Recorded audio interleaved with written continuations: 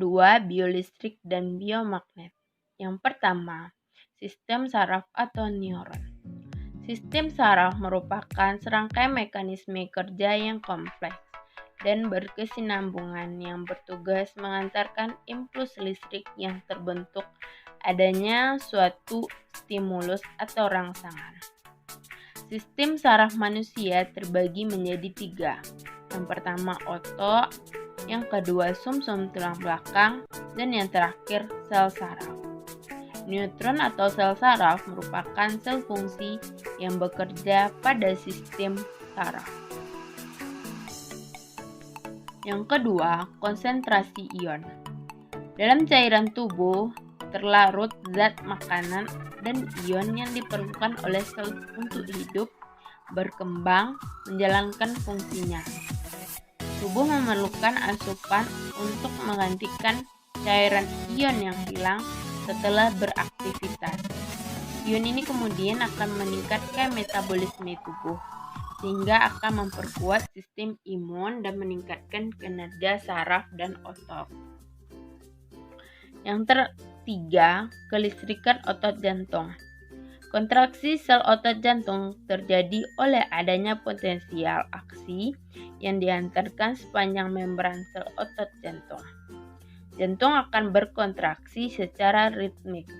Akibatnya adanya impuls listrik yang membangkitkan oleh jantung itu sendiri atau disebut dengan auto-optimization. Yang keempat, EEG, EEKG, dan EMG. Yang pertama, EKG adalah rekam jantung. Pada pemeriksaan EKG, aliran listrik jantung direkam oleh mesin dan hasilnya akan diperiksa untuk melihat ada atau tidaknya gangguan atau kerusakan jantung. Yang kedua, EEG disebut sebagai tes gelombang otak atau rekam otak. Prosedur dengan menempelkan elektroda di sepanjang kulit kepala. EEG mengukur fluktuasi tegangan yang dihasilkan dari arus ionik di dalam otak. Yang ketiga, elektromiografi mencangkup penyisipan elektroda pin atau disebut dengan jarum halus melalui kulit dan masuk ke dalam jaringan otot. Kemudian aktivitas listrik otot direkam pada komputer.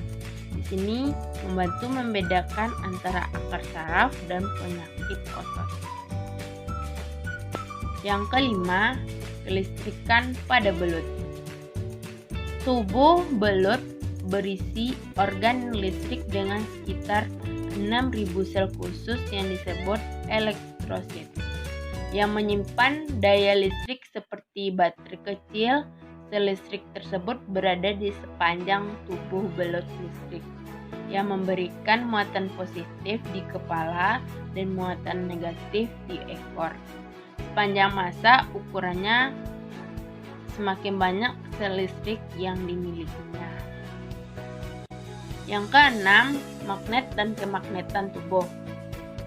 Sifat kemagnetan dalam tubuh manusia dimanfaatkan untuk mendapatkan gambar detail mengenai jaringan tubuh manusia dengan alat diagnostis yang dinamakan dengan magnetik.